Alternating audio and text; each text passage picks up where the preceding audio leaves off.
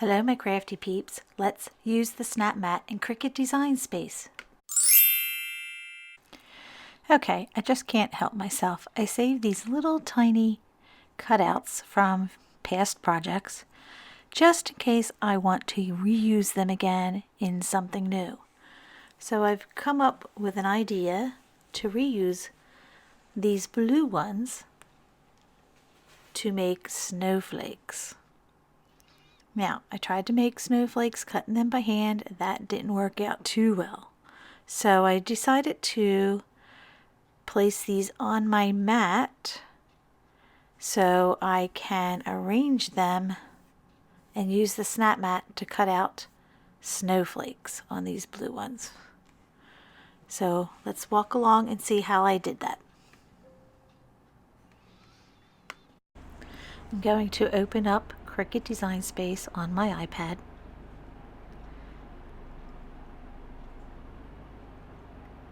And go to New Project. Going to open up my images and search for a snowflake.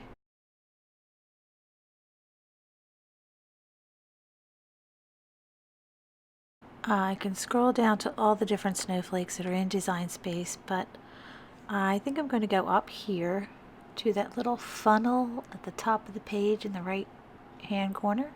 Looks like a funnel. And there's a drop down menu. Here you can choose which images to put in.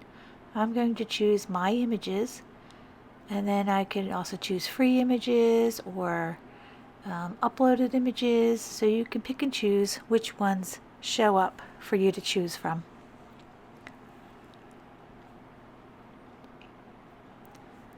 Now it displays all the images that I actually own one way or the other, whether it's something I had uploaded, purchased, or designed myself.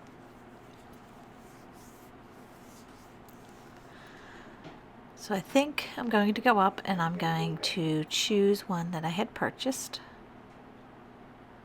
Or that was free, I'm sorry, it's a free image. And I'm going to insert it on my mat.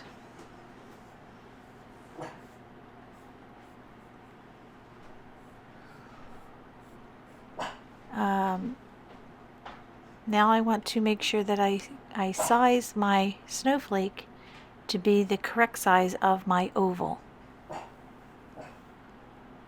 So I'm going to put a circle in and make an oval that is the size of the ovals I'm going to be cutting the snowflakes on.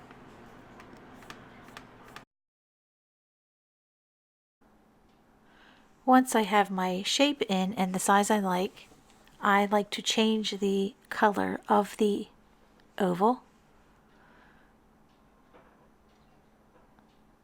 And then I'm going to change the color of the snowflake and put it inside the oval, bring it forward.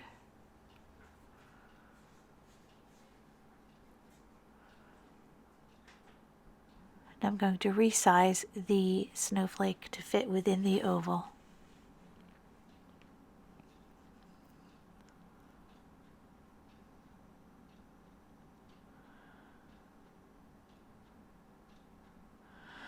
Once I have it the size I want, I just move the snowflake out of the way, and I'm going to hide the oval just in case I need it again.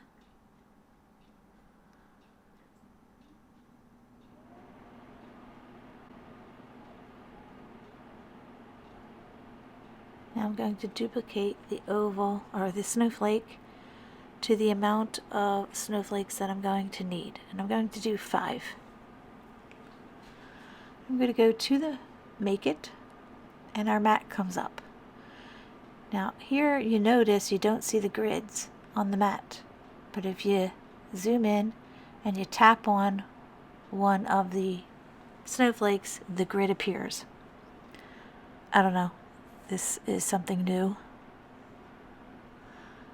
So you can move your images anywhere on the mat you'd like. Going to show you how you can arrange your images on the mat without using SnapMat first. So I'm just going to take my images and align them on the mat where it would give me enough room to lay down each oval on my mat. Next, I will make sure that I align my ovals on my mat exactly where they are on the mat in the Cricut Design Space. So you want to make sure you lay them exactly where you put them in Design Space in order for you to cut them out. So that's one way of cutting out an image on a shape or a piece of scrap that you have. And the other way is to use SnapMat, but you must make sure that your camera is available to use in Cricut Design Space. So go to your privacy, go down to your camera and click on Cricut Design Space, toggle the toggle over, and now you will be able to use the camera in Design Space. So I'm just going back to my project. I accidentally backed out. Now you can see down the bottom there's a little section that says SnapMat. Now here you do not have to rearrange your snowflakes yet. You want to hit SnapMat once the camera opens. It's going to show you a photo that looks like your mat, and if you notice there's a little hole at the side on your left hand side. That is to represent the hole on your mat.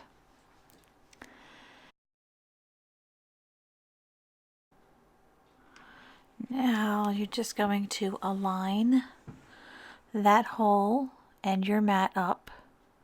I like to put my mat someplace lower than on my craft table. It's a little too high for me.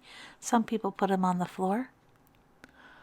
Once your mat has been aligned, the Cricut will automatically snap a photo, and then you just choose if you like it. You hit use, and now you can move your snowflakes onto the pieces of cardstock that you laid down on your mat, and then hit continue. It's going to come up just like any other project would. It's going to ask you to choose your material, and I am using glitter cardstock from Cricut, and it's going to tell me what tools I need to use. Now we're just going to click continue and cut.